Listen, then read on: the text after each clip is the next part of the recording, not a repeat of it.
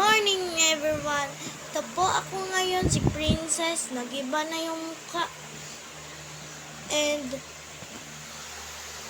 ngayon lang ako nakapag-ano ngayon kasi busy ako sa school. O madami akong ginagawa. Tapos, ang dami ginagawa din sa bahay. Puro libro lang kami. Okay lang yun pero nakakatulog din naman. And mamaya po update ko yung mga ginagawa ko sa school. Pero bukas magla-live ako sa ginawa ko sa school bukas. Bukas ako magla-live.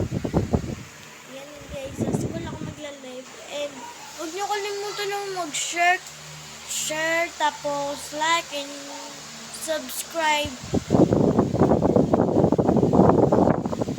Hindi na ako nagtitiktok guys. Yung nakikita niyo nagtitiktok, alam mo naman na love kita. Kit mo ba nagalit ka?